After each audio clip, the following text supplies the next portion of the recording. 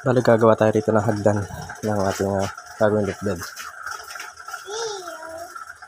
So bali ito nakapag-cut na tayo.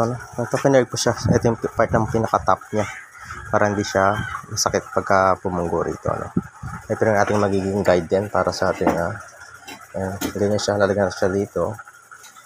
Ito yung magiging harang niya para sa ating loop bed. Lalagyan natin siya ng harang. Ayan. Bali ordinaryong kama lang siya. Ililip natin siya tapos lalagyan natin siya ng hagdan tsaka ng harang. Yun lang gagawin natin dito. Bali ito nakapag-fabricate na tayo rito ng hagdan niya. Ganito yung tsura hagdan niya. No? Yan, naka-curve siya rito. Ito yung pinaka-top niya. Mayroon siya rito kung yan.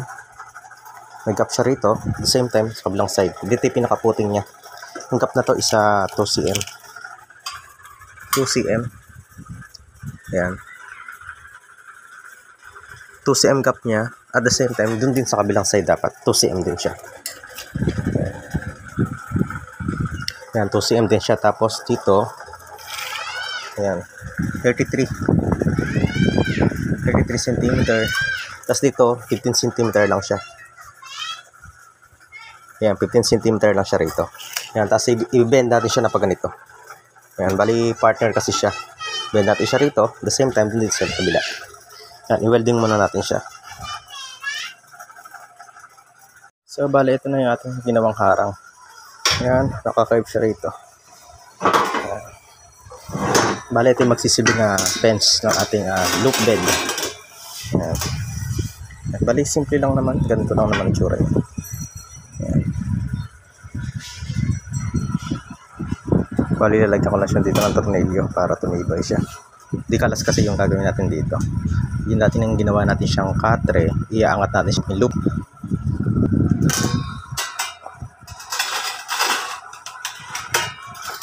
Ayan.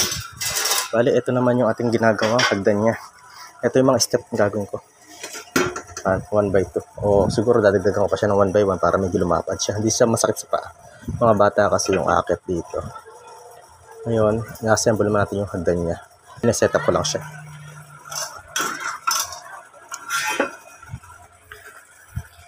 So, bali ito na yung ating magiging niya. Lagyan siya ng bar level. Yan. After natin makuha yung kanyang tamang level, yan. Maglalagay naman tayo dito ng kanyang mga step. Dito. Dahil bata lang yung akat dito, medyo mababa lang muna. Then susunod ulit, then susunod. Yan, bali guguhitan ko lang muna siya na naka-level siya para yung step niya is talagang naka-level din yung step niya. Okay, ito na yung ating hagdan. Ikabit natin siya sa isang part. Yung sa mga natin siya ikaw. Yan natin, patawang natin siya.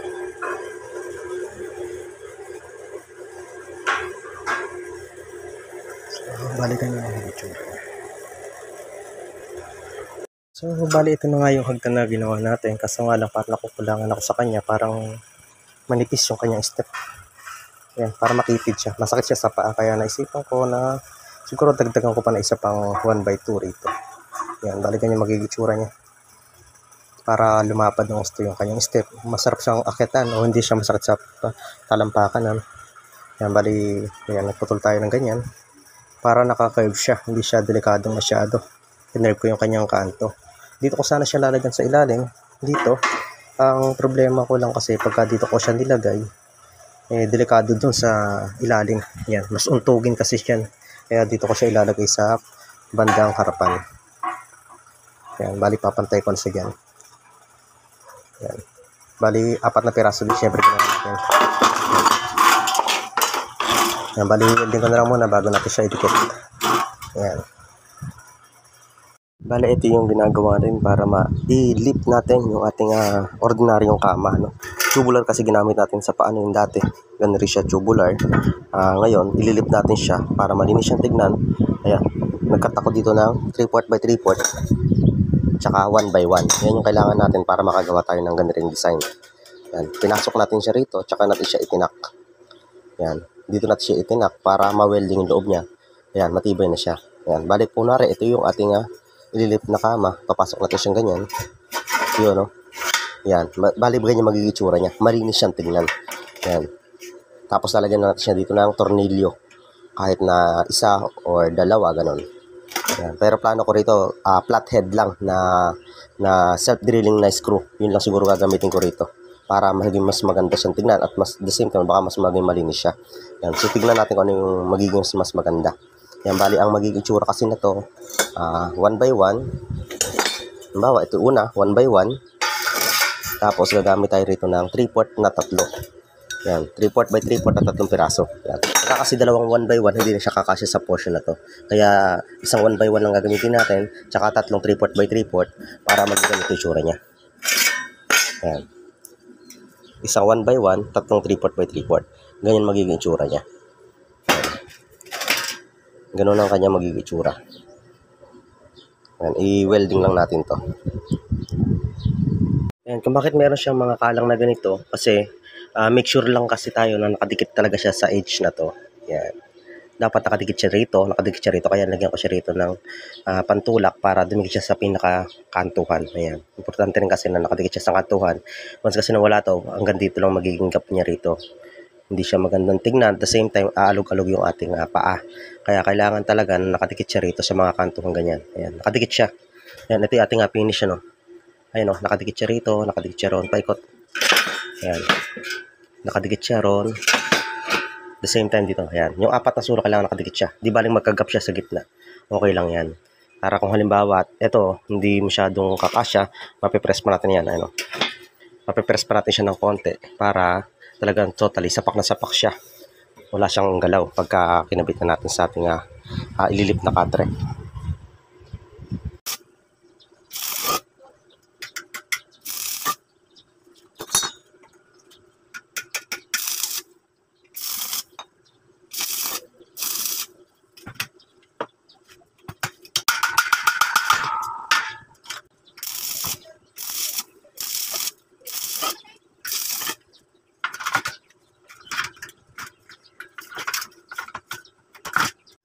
Ito yung gagawin natin na katre. Yan. Gagawin natin siyang loop bed. Katre to loop bed. Itsura niya. Yan, ito na yung ating ginawa na ordinary bed. Ginawa siyang loop bed para magkaroon ko siya ng playpen dito sa ilalim. Playpen siya dyan. Ito yung hagdan niya. Naka 2 bolt siya dyan. Ayun yung mahiga dyan. Playpen.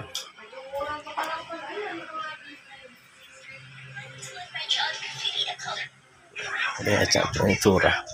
Naka-bolt siya rito. Ayan, bali 2 bolt. Tapos dito yung maliit lang na panhead. Ginamit ko rito para maliit na lang yung malinis yung tignan, maliit na lang. Ayan, sa mga gilid wala na tayo makikita dyan. Malinis siya. Hinago ko siya sa likod. Dito.